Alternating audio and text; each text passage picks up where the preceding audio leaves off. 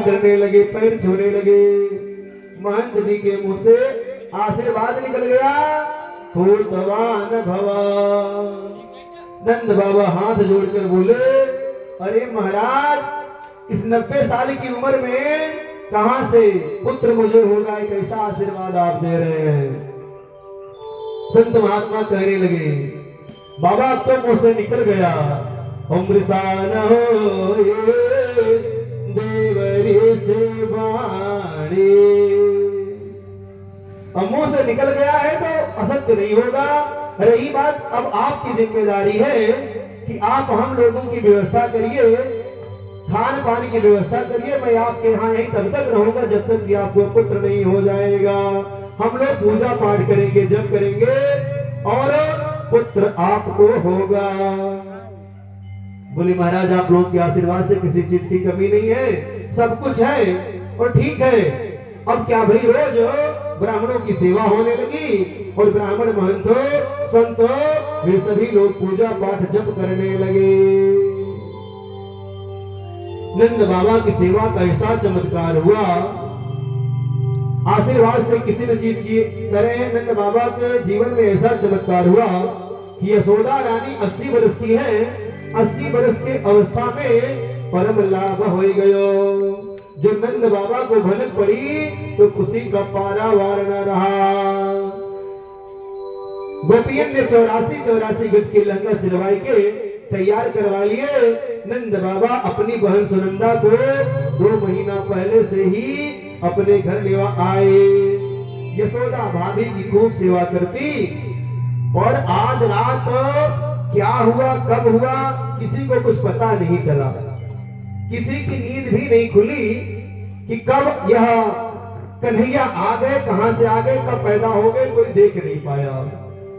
और सुनंदा जो उनकी ननद है, कहीं वो रात में उठती है और कमरे में झांक रही है, देख रही है कि भाभी सोई पड़ी हुई है, खर्राटे ले रही है और बगल में एक कमल नील नयन वाला सावला बालक खेल रहा है। ऐसा दृश्य देख करके वो आश्चर्यचकित होती है। सुनंदा दौड़कर भीतर जाती है, दर्शन करती है और फिर बाहर निकलती है। सबसे पहले सोचती है अपने भैया को बताऊंगी और उनसे सबसे अच्छा उपहार लूंगी। दौड़ी दौड़ी जा रही है। हो गयो, क्या हो गया, लोग पूछ रहे हैं। अरे बोली कुछ नहीं, ये बताओ मेरे भैया कहाँ है, मेरे भैया कहाँ है, सबसे पहले मैं भैया से बताऊंगी। भैया को खोजते खोजते जा रही है। भैया क्या कर रहे हैं, भैया ग्वाल बालों के साथ बैठे माला जप रहे हैं। माला जपते हुए क्या कह रहे हैं, अब तो भयो नाई, अब लो भयो नाई, आगे को पदो नाई, अब तक तो भयो नाई, आगे को पदो नाई। भाई अभी तक कुछ नहीं, आगे का मुझे पता नहीं। यही वो जप कर रहे हैं माला में। सुनंदा चिल्लाती हुई पहुंचे, अरे भैया मैं तुझको कहां कहां खोज रही हूँ। नंद बाबा बोले, अरे बात क्या है बता तो। हाँ भैया, पहले मेरा इनाम मुझे दो, उपहार मुझे दो, उसके बाद मैं आपको खबर सुनाती हूँ, बहुत अच्छी खबर है। अरे ले, सारे घर की चाबी तू ले ले, बता दे बस मुझे कि क्या है, क्या हुआ है। सुनंदा धीरे से कान में कहती है, पुत्र हो गयो। अरे तो इतनी धीरे से कहने की क्या बात है। आज 90 साल की उम्र में ऐसे उछल पड़े नंद बाबा जैसे 16 साल की उम्र का कोई लड़का कूद रहा हो। नाचने लगे, कूदने लगे, आनंदित हो गए, दौड़े दौड़े गए। सभी ब्राह्मणों के पैरों में प्रणाम किए, चरणों में झुककर प्रणाम करने लगे। वाह महाराज वाह, ये तो चमत्कार हो गया। वाकई आप लोगों की तपस्या का फल है। आप लोगों ने ऐसा पूजा पाठ किया कि 90 साल की उम्र में मुझे यह परम लाभ हो गयो। सभी लोग नाचने लगे, गाने लगे, जैसा कि कल यहाँ पर भी दृश्य ऐसा हुआ था। करे सभी लोग नाचते गाते पहुंचते हैं। नंद बाबा कहते हैं, भैया हमको भी थोड़ा छोरा का मुंह दिखाई दो। नंद बाबा भी देखना चाहते हैं। ये होता है भैया, थोड़ा सज बज के आइए। सबसे पहले जब छोरे का मुंह देखा जाता है तो सज धज के जाया जाता है। अच्छा भैया, खूब सज धज के थापक धुआ चंदन लगा करके पगड़ी बांध करके आते हैं। ऐसे नहीं बाबा, थोड़ा मटकते हुए नाचते हुए जाया जाता है पहली बार। अच्छा भैया ठीक, तो थोड़ा मटकते नाचते हुए नंद बाबा जा रहे हैं। और भी लोग आए और सर पर एक दही रखा हुआ व्यक्ति आता है, एक ग्वाला दही लेकर के आता है। वो भी नाच ही रहा था कि उसके सर से मटका गिरता है और बाबा के ऊपर पूरा गिर जाता है, मटका फूट जाता है, दही से स्नान पूरा कर लेते हैं। बोले वृंदावन बिहारी लाल की। भैया इतना सज धज को हम तैयार होकर जा रहे थे अपने मुन्ना का मुंह देखने के लिए, लाला का मुंह देखने के लिए, और आप तो मेरा सज धज पूरा सजा धजा ही बर्बाद कर दिया। नहीं बाबा, पहले पहल जब लल्ला का मुंह देखा जाता है तो ऐसे ही नदी स्नान करके, माखन का स्नान करके ही जाया जाता है। लो भैया, तब तो बड़ा अच्छा हुआ, आपने बड़ा अच्छा कर दिया। अच्छा जाते हैं, दर्शन करते हैं, करे देवों को दुलारे, वसुधा को भार हार मिला, और संतृप्ति असार को प्रसार सौख्य सारे का। साधिका कुमारियों को और नंद कुमार पति, राधिका को प्यार मिला प्यारे प्राणधार का। कुबरी को रूप मिला भूप मिला द्वारिका को, और कंस को निशंस को भी मार्ग मुक्ति द्वार का। बधाई अब बजना शुरू हुआ। अब यहाँ पर नंद के घर में बधाई बज रही है। बहुत सारे लोग गोपियां आती हैं, नाच नाच के बधाइयां देती हैं। नंद बाबा को पुत्र हुआ, वृद्धावस्था में अपार हर्ष और आनंद सारे ब्रज में छा गया। याचकों को अन्न धन गाय आज मन भाव को दान दिया गया, ब्राह्मणों को दान मान सम्मान से संतुष्ट किया गया। करे गोपाल कुलरक्षायाम निरूप्य मथुरांगता, सभी लोग बधाई गा रहे हैं, सोहर गा रहे हैं, खुशियां मना रहे हैं। नंद बाबा को याद आया कि अभी कंस का मैंने कर नहीं दिया है, भैया आप लोग नाच गान करो, हम जाते हैं और कंस का कर दे करके आते हैं। गोपाल कुल रक्षायाम, गोपालकों को रक्षा का सभार सौंप कर निरूप्य मथुरांगतः, मथुरा चले जाते हैं। निंद कंसस्य वार्षिक्य करम दातुम कुरुद्वः। नंदो बाबा जाते हैं कंस के यहाँ उनका वार्षिक कर देने के लिए। वहां जाते हैं, करे वहां पर जाकर कर देते हैं। कर देने के बाद वह अपने मित्र से कारागार में मिलने के लिए जाते हैं। कारागार में मिलने जाते हैं तो वसुदेव जी कहते हैं, नंद बाबा मैंने सुना कि आपके घर में सुंदर पुत्र रत्न पैदा हुआ है। बोले हाँ हुआ तो है, लेकिन आपके 6 पुत्रों को कंस ऐसे मार डाला और आप मेरे परम मित्र हैं, आप इतना दुखी हैं। आपके कई पुत्र हुए और वो मार डाला करता था, आप किस कष्ट से कितना दुखी है। एक लड़का मुझे हुआ है, उस सुख उस खुशी की बात को मैं आपसे इसलिए नहीं बताया कि आपको कहीं कष्ट न हो। आप मेरे मित्र हैं और मित्र की जिम्मेदारी यही होती है, मित्र का मतलब ही यही है कि जैन मित्र दुख होई दुखारी, और तीनई बिलोक तपात कहारी। निज दुख के समय और रज कर जाना, और मित्र का दुख रज मेरु समाना। मित्र के थोड़े भी दुख को पर्वत के समान मानना चाहिए, जानना चाहिए, और मित्र के दुख में दुखी होना चाहिए, मित्र के सुख में सुखी होना चाहिए। ऐ मित्रों, बस इसी भाव के चलते मैं आपसे यह नहीं बताया कि मेरे घर लल्ला का जन्म हुआ है। वसुदेव को लल्ला की बड़ी चिंता हो रही, बड़ी फिक्र हो रही है। भाई मैं जानता था कि वहां सुरक्षित रहेगा मेरा लल्ला, इसीलिए तो मैं वसुदेव के यहाँ पहुंचा आया। अरे बाबा नंद के यहाँ पहुंचा आया। वसुदेव जी सोच रहे हैं और ये यहाँ चले आए हैं मथुरा में। अब बताओ मेरे लल्ला के साथ पता नहीं क्या कैसे होगा। क्यों? क्योंकि यहाँ मैंने सुन रखा है कि कंस अपने राक्षसों को, अपने दैत्यों को यह आदेश दिया है कि सारे बच्चों को मार डाले। बोले आप तुरंत मथुरा चले जाइए। बाबा आपका यहाँ रुकना उचित नहीं है, आप मथुरा में चले जाइए। क्यों? क्योंकि गोकुल में उत्पात होने वाला है।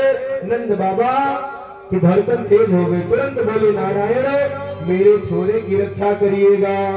और तुरंत वहां से भागते हैं, माला फेरते हुए, नारायण का जप करते हुए वहां से चलते हैं। अरे नारायण हमारे पुत्र की रक्षा करिएगा। और इधर कंस भगवान श्री कृष्ण को मारने के लिए पूतना नाम की राक्षसी को भेजते हैं। कंसेन प्रीता घोरा पूतना पाबाल घातिनी शिशुन सचार निघग्निता पुरग्राम ब्रजादिषु। नगर गांव में भ्रमण करते हुए वह बाल घातिनी पूतना बड़ा दिव्य सुंदर बनाकर गोकुल धाम में जा पहुंचे।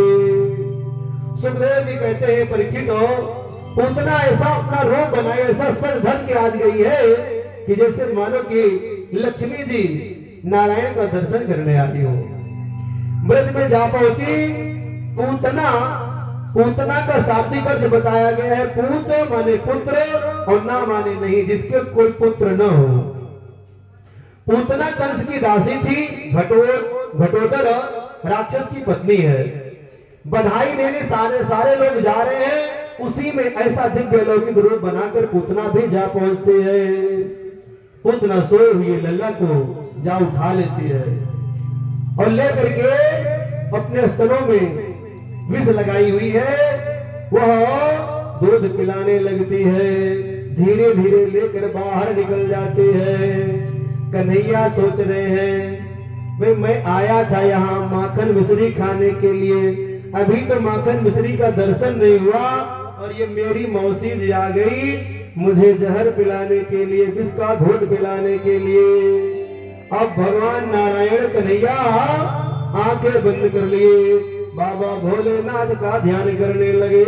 बाबा भोलेनाथ अब आप ही बचाइए, अब आप ही इसका पान करिए। क्यों? क्योंकि इसका अभ्यास आपको है, आप ही इसको पी सकते हैं। संतों ने बहुत सुंदर भाव दिए। सुखदेव जी कहते हैं परीक्षित हो, जैसे कोई रस्सी समझ कर किसी बड़े विषधर सर्प को उठा लेता है, आज वैसे ही पूतना कोई साधारण बालक होगा ऐसा समझ करके कन्हैया को उठा लिया है। पूतना के द्वारा पिलाए गए दूध को कन्हैया पी रहे हैं। पीते पीते ऐसे पी रहे हैं, अरे लागे पियन कृष्ण कर जोरा, लागे पियन कृष्ण कर जोरा, लागिया करन छुड़ावन छोरा, लागिया करन छुड़ावन। ऐसा पी रहे हैं, जोर जोर चिल्ला रही है, दूध के साथ साथ उसका हृदय पीते जा रहे हैं। अरे लागिया करन छुड़ावन छोरा,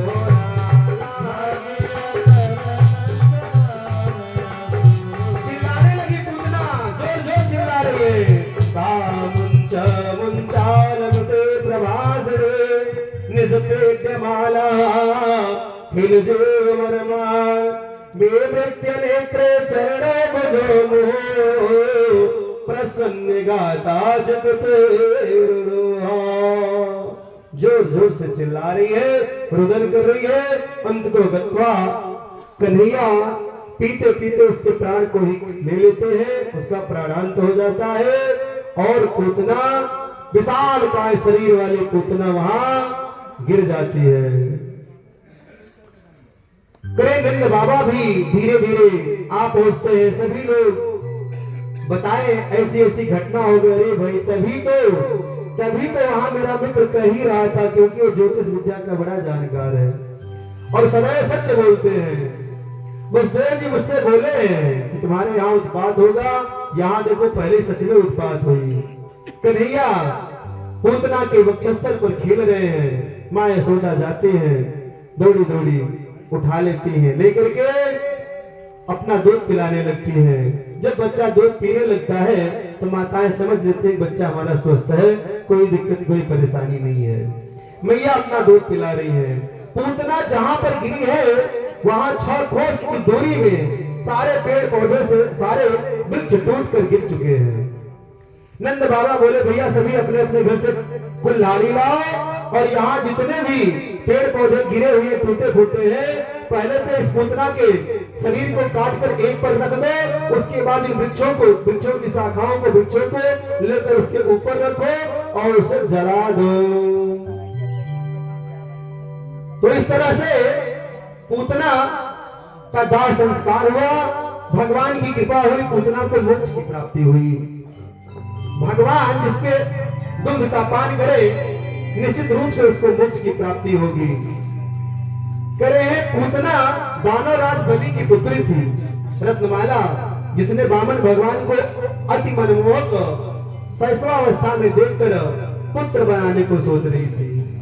और जब सारा राजपाट उनके पिता का ले लिया भगवान जी ने वामन अवतार में, तब वो ईर्ष्या करने लगी और सोचने लगी यदि मेरा ये पुत्र होता तो मैं मुझे स्तनों में जहर लगाकर पिला कर मार डालती। भगवान वहां बोले थे ठीक है, तुम्हारी ये भी मनोकामना मैं पूरी करूंगा। पूतान रेत की पूतना, जो बच्चों को ही खा ले जाए वही पूतना है। पूतना में एक भी गुण नहीं थे, न तो खानदान अच्छा और न तो कोई कर्म ही अच्छा। बाल घातनी थी, राक्षस कुल में जन्म हुआ था, आहार में भी रक्तपान करने वाली थी, भगवान से द्वेष करने वाली थी। संतो भक्तों आप लोग देख रहे हैं ऐसी पूतना जिसका न तो कर्म अच्छा है न धर्म अच्छा है, फिर भी नारायण ने उसको माता जैसा मोक्ष देते हैं, माता जैसा आदर सत्कार करते हैं। क्यों? क्योंकि तूने मुझे दूध पिलाया है, तो भी मेरे धाम को जा। तो नारायण किस गुण पर किसके रीझ जाए कोई जानता नहीं है। कहा गया है न जाने कौन से गुण पर दयाल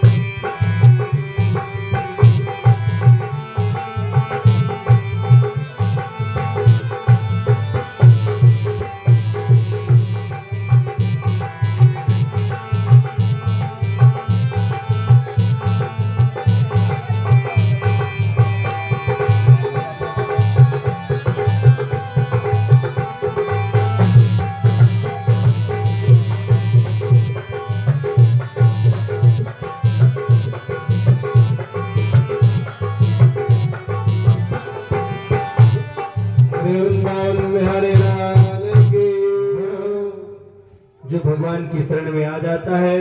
प्रभु उसके गुण और दोष न देखकर अपनी कृपा बरसाई देते हैं। ऐसे हमारे प्रभु कन्हैया है। श्री सुखदेव जी महाराज कहते हैं, परीक्षित इस तरह से गोविंद धीरे धीरे बढ़ने लगे। गोविंद जब 3 माह के हुए तब करवट बदलने का भव्य उत्सव मनाया गया। सभी लोग उत्सव में व्यस्त थे। लाला सकट में बैठे हुए सकटासुर को देखा और अब तो लाला जोर जोर से रोने लगा। अक्सर ऐसा होता है, भीड़ भाड़ के दिन हो, कार्यक्रम हो तो बच्चों को एक किनारे रोक रख देते हैं। आज वैसे ही उन्हीं के करवट बदलने का भव्य स्वागत में लोग ऐसा कार्यक्रम कर रहे हैं, उत्सव मना रहे हैं, लेकिन कन्हैया का पालना उठाकर ले जाकर बैलगाड़ी के पास रख देते हैं, जिससे कहीं ऊपर कुछ गिरे उरे ना, और सुरक्षित स्थान जान करके वहां रख देते हैं। कंस का भेजा हुआ सकटासुर उसी बैलगाड़ी के ऊपर आकर के बैठ जाता है और चाहता है कि कन्हैया अभी 3 ही माह के हुए हैं, इनको यही समाप्त कर देते हैं। ना रहेगा बात, ना बजेगी बांसुरी। कन्हैया भी ऐसे जोर जोर से चिल्लाने लगे, अब तो आज कोई मुझे उठा ले मैया, अब तो मेरे पास आ जा। जब कोई नहीं आता है तो कन्हैया चमत्कार दिखाते हैं और अपने पैरों से ऐसे मारते हैं कि वह बैलगाड़ी सकट जो थी वो बहुत ऊंचाई तक जाती है और जाकर धड़ाम से गिर जाती है। साथ ही सकटासुर भी समाप्त हो जाता है। बोले गोविंद भगवान की, वृंदावन बिहारी लाल की। अब कंस बार बार बहुत सारे राक्षसों को भेज रहा है, महाराज अब की बार हमको भेजिए, हम जाते हैं, देखते हैं कैसा छोटा सा बालक है और ऐसे इन लोगों को धराशायी कर दे रहा है, पूतना जैसे गई नहीं लौट के आई। अब की बार हम जाएंगे। तृणावर्त कहने लगा, महाराज हमको भेज दीजिए, हम अब की समाप्त ही करके आऊंगा। बोले भैया ठीक है, जा और जा समाप्त करके ही आना। बोले ठीक है। इधर मैया एक दिन लाला को दूध पिला रही थी और लाला एकाएक जब देख रहा है कि तृणावर्त हमें मारने के लिए आया हुआ है, लाला मैया के गोद में लेट कर दूध पी रहा है। अब मैया के ऊपर भार इतना बढ़ाता गया कि मैया को लगा भाई कितना ज्यादा दूध पी लिया, क्या लगा, और उसे उतार कर नीचे रख देती है। मैया कान्हा को उतार कर नीचे सुला देती है। तृणावर्त आधी के रूप में आता है और ऐसे आधियों के रूप में आकर धूल धूसरित कर देता है और उसी बीच में वह कन्हैया को अपने साथ उठा ले जाता है। कन्हैया को आसमान में उड़ा ले गया। लल्ला को न देकर मैया रोने लगी। इधर उधर तृणावर्त लेके भाग रहा है। कन्हैया तृणावर्त के ऊपर भी अपना भार इतना अधिक बढ़ा दिए कि वह छोड़ के भागना चाहा, उतार के भागना चाहा, लेकिन तृणावर्त भाग न सका। कन्हैया वही उसका गला दबा कर मार डालते हैं, उसका प्राणांत कर दिए। बोले वृंदावन बिहारी लाल की। कन्हैया इस प्रकार से कंस के द्वारा भेजे हुए राक्षसों का वध कर रहे हैं। रसना हरि नाथ, रसना हरि नाम सुधान पिए, तिनकी गिनती न गिनी न गिनी। संपत्ति बहु झोरी बटोरी धरी, और किनको कहिए न धनी न धनी। अपने ही दलाग दलील करे, और बहु जीव तो जीव हनी न हनी। और जब जिनकी न बनी जदू नंदन सो, तिनकी कतहु न बनी न बने। ऐसे यदुनंदन भगवान केशव के साथ जिसकी नहीं बनेगी, उसकी किसी देवी देवता के साथ नहीं बन सकती है। करे भगवान श्री कृष्ण धीरे धीरे बड़े हो रहे हैं, आंगन में खेलते हैं, कैसे सुंदर लगते हैं। कवि ने अपने मनोभाव को प्रकट करते हुए लिखा है, धोरी भरी अति शोभित श्याम जो तैसी बनी शेर सुंदर चोटी। धोरी भरी अति शोभित श्याम तैसी बनी शेर सुंदर चोटी।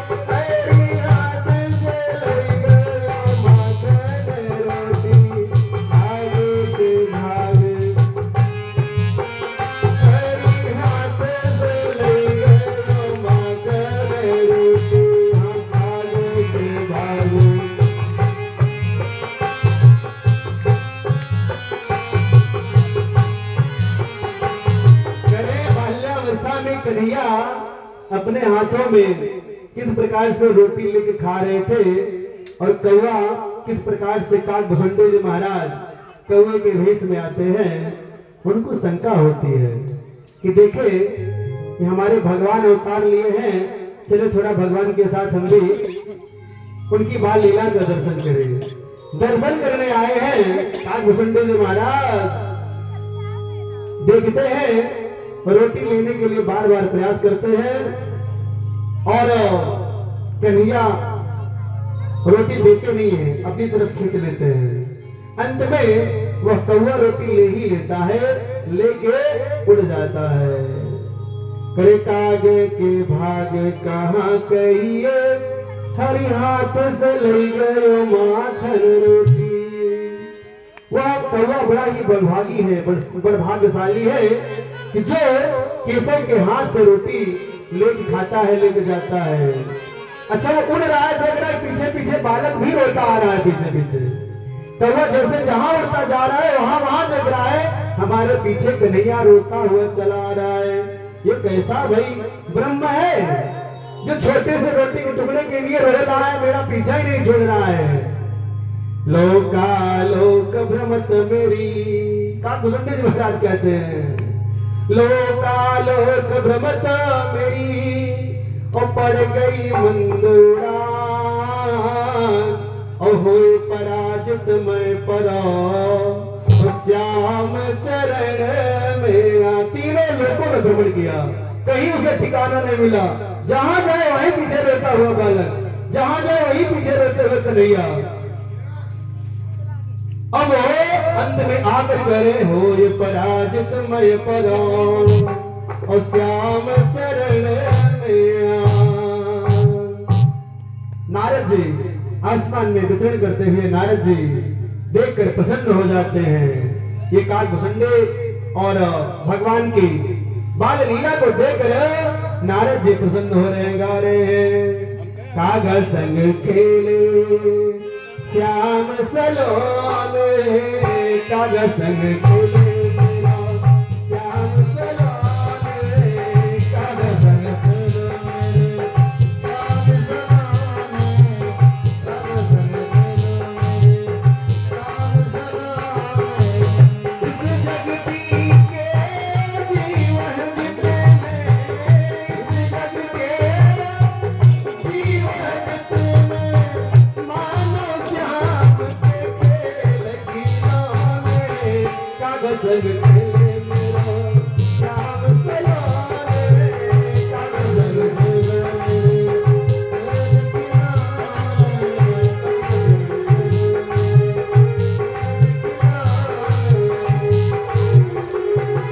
कैसे काकभुसुंडी जी कौवे के रूप में कैसे देखिए रोटी ले रहे। धरन परे पुने पाछे भावे, धरन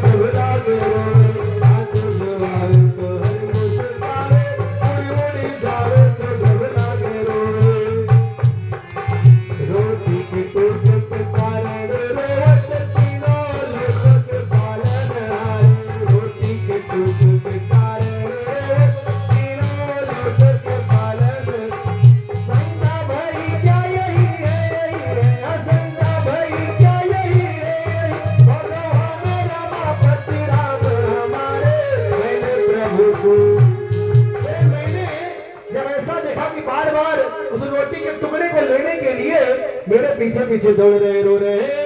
मैंने प्रभु को वहीं रोता हुआ छोड़कर उड़ने लगा और पंख पसारे जहां मैं जाता वहां वह बालक पीछे रोता रोता मेरा पीछा करता रहता। लोकालोक भ्रमत मेरी और पड़ गई मंद उड़ान, हुई पराजित मैं परा श्याम चरण में आन, राम चरण में आन। और दीन दयाल दया करी के तब मोहि चतुर्भुज रूप दिखाया। दीन दयाल दया करी के तब मोहि चतुर्भुज रूप। भगवान प्रसन्न होते और काग भुसंडी महाराज को करे वहां पर चतुर्भुज रूप में दर्शन दिए और क्या कहने लगे भगवान, काग रे काग तू माग रे माग तेरे अनुराग मेरो मन भायो। काग रे काग तू माग रे माग तेरे अनुराग मेरो मन भायो। संपत्ति देव की सदगत देव, संपत्ति देव की सदगत देव, देव मैं आज जो तेरे सुहायो। मुक्ति में देव की देव दान कोई न पायो। मुक्ति में देव की देव दान कोई न पायो।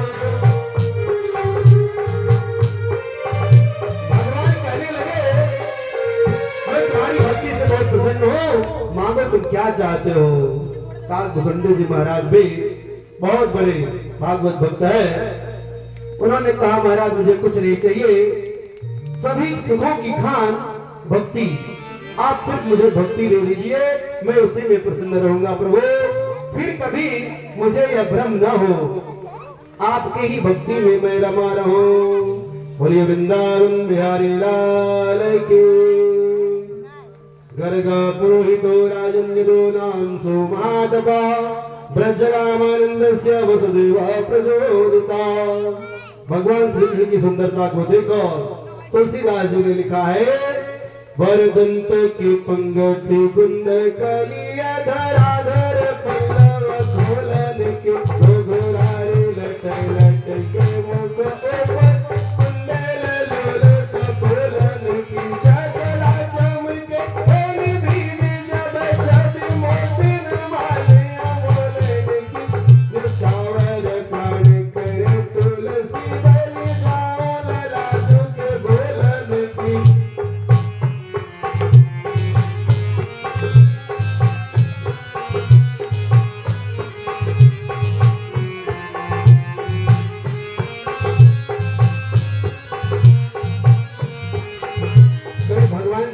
एक वर्ष के हो गए। वसुदेव जी की प्रेरणा से एक दिन यदुवंशियों के पुरोहित श्री गर्गाचार्य जी महाराज जो महान तपस्वी थे वे गोकुल में पधारे। नंद बाबा जी कहने लगे प्रभु आप मेरे बालकों के नामकरण कर दीजिए। अच्छा मैं नामकरण कैसे कर दूं? क्यों? यदि कंस को पता चल गया कि नामकरण मैं आकर के किया तो फिर मेरा रहना मुश्किल हो जाएगा, परंतु मैं नामकरण करूंगा। आप अपनी रानियों को अपने देवियों को कह दीजिए कि वो गौशाला में लेकर के अपने बेटों को अपने पुत्रों को आ जाए, वहीं पर हम नामकरण कर देते हैं। अंदर से मैया यशोदा रोहिणी दोनों लोग अपने बच्चे को बदल कर लाती हैं। देखते हैं महात्मा कैसे हैं। चेक करने के लिए लोग सभी चाहते हैं कि देखिए कैसन कथवा हो, देखिए पंडित जी कैसन है, देखिए जानकार है कि ना है। आज इन पत्नियों दोनों पत्नियों के मन में भी ऐसा विचार आया कि पंडित जी देखिए कितना जानकार है और अपन बेटो उनका दे दिए, उनका बेटो अपना ले लेंगे। और दोनों लोग जा पहुंचे। महाराज गर्गाचार्य जी बैठे भगवान के दिव्य लौकिक छटा को देखकर गर्गाचार्य जी की आवाज ही नहीं निकल रही है, शांत एकदम उनके मनमोहन मूर्ति को देखते ही रह जा रहे हैं। उनके दर्शन करने में इतना मस्त है कुछ बोल ही नहीं रहे हैं। दोनों लोग आपस में चर्चा कर रही है। बहनी लागत ये बाबा सन नमन ने कुछ बोलता नहीं है कि बाबा कुछ हुई वही तो नागे कहा भाई नामकरण कराने के लिए हम लोग आए हैं। बाबा तो पता नहीं समाधि कैसे लगा लिए हैं। ये थोड़ा छुप देखा जी। बाबा, ओ बाबा। हाँ हाँ, ध्यान उनका टूटा। बताइए क्या करें आपको?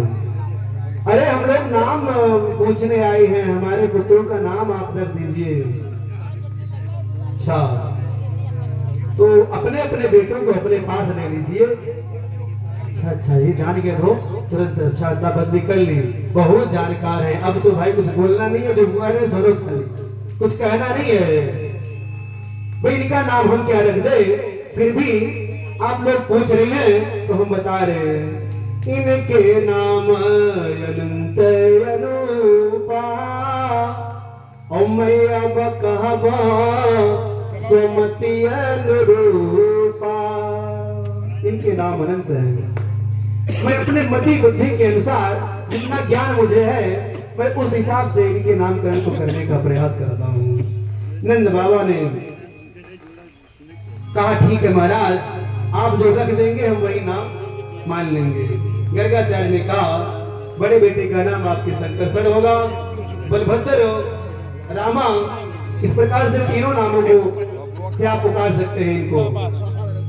और यह आपका छोटा बेटा कृष्ण के नाम से जाना जाएगा जगत में। मैया यशोदा बोले तो बड़ा कठिन नाम बता दिए, कृष्ण।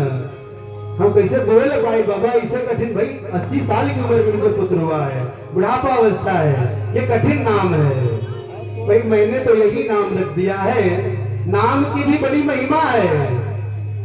फिर मैंने जो नाम रखना था रख दिया, अब अपने हिसाब से आप लोग प्यार से जो बुलाने वाला नाम रखना हो रख लीजिएगा। चलिए आई दोनों में बोले ठीक है बहनी, ये नाम तो हम नहीं बोल पाएंगे, हम इन दोनों लोगों का नाम कनुआ और भलुआ रख लेते हैं। इसको हम कनुआ कहेंगे कृष्ण को, और उसको भलुआ कहेंगे। तो प्यार वाला एक अलग नाम होता है, और प्यार वाला नाम भैया ना अपने तक ही सीमित रखना चाहिए, और बचपन तक ही सीमित रखना चाहिए। अगर लोग आपके प्यार वाला नाम जान जाएंगे तो आप उसी नाम से प्रसिद्ध हो जाएंगे।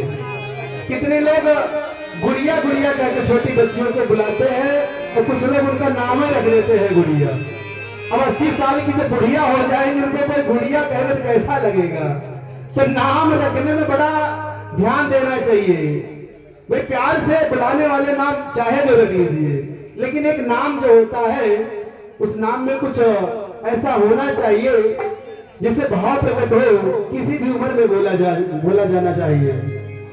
अब भी हम देखते हैं कितने कितने बड़े लोग हैं, प्रधानी का इलेक्शन लड़ रहे हैं, प्रमुखी का इलेक्शन लड़ रहे हैं, लेकिन उनको जान है पप्पू भैया लड़ते हैं, भल्लू भैया लड़ते हैं। अरे भैया ये कौन भैया है? तो नाम रखते समय इन बातों को ध्यान रखना चाहिए। नामकरण संस्कार हुआ, कालेन ब्रजा तालकेना गोकुले राम के सबो जानुभ्याम सपारभ्याम रिंग थोड़े ही दिन में भगवान श्री कृष्ण गोकुल में हाथों से और घुटनों के बल चलने लगे, ब्रजवासियों को आनंदित कर रहे हैं। कन्हैया जी जब और बड़े हुए तो गायों के बछड़ों को छोड़कर पिला दिया करते थे। एक दिन मैया से खिलौना मांगते हैं, हे माँ मुझे खिलौना दे दीजिए। अक्सर बच्चे रूठ जाया करते हैं, रोते हैं, चिल्लाते हैं, मैया से विभिन्न प्रकार के खिलौने मांगते हैं। अच्छा, माताएं भी गजब की है ना, इनके पास ऐसे ऐसे अध्यापिका हैं ये लोग, ये क्या से क्या ला के दे सकती है अपने बच्चे को, यही लोग संतुष्ट कर सकती है बच्चों को। एक दिन कन्हैया इतना ज्यादा गुस्सा गए और इतना ज्यादा जिद्दिया गए मांगने के लिए कि हमें चंद्रमा रूपी खिलौना चाहिए। वही चंद्रमा को मांगने लगे, माँ वही चांद मुझे दो। कैसे करे हैं? मैया मैं तो चंद्र खिलौना लइया, मैया मैं तो चंद्र खिलौना लइया, मैया मैं तो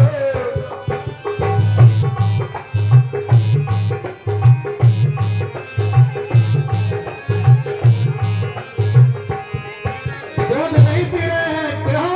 क्योंकि चंदा मामा चाहिए हमें, मुझे लाग दो तभी मैं दूध पीऊंगा। जय हो लेती धरन पर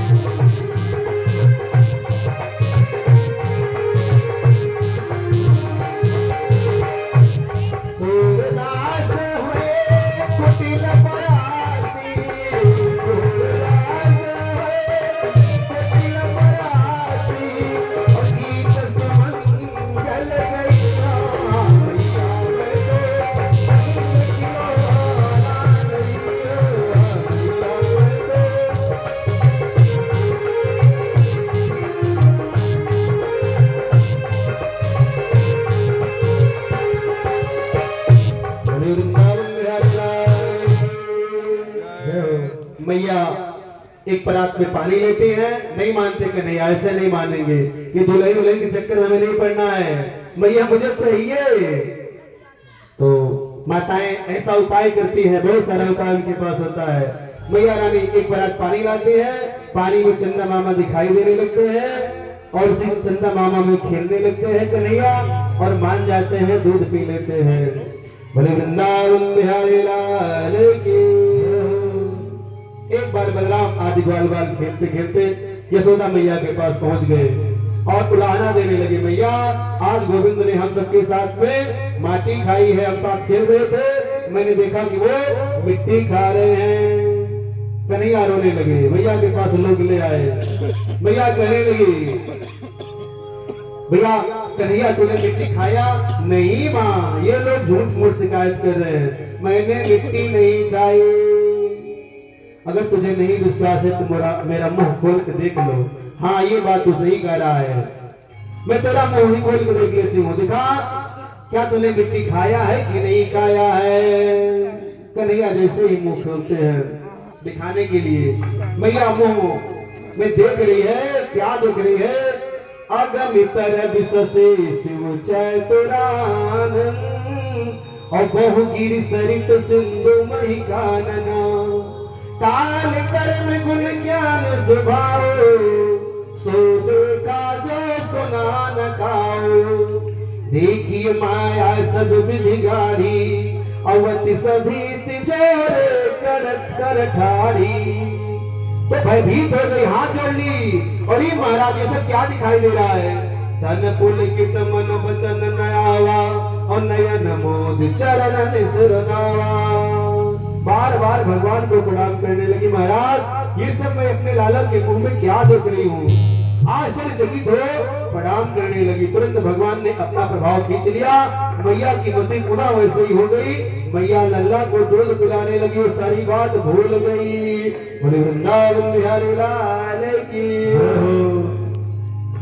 परीक्षित पूछ रहे हैं महाराज श्री सुखदेव जी बाबा कृपा करके हमें ये बताइए, भगवान श्री कृष्ण यशोदा ने ऐसा कौन सा पुण्य कर्म किया था जिसके कारण भगवान को उनका दूध पीने का सौभाग्य प्राप्त हुआ?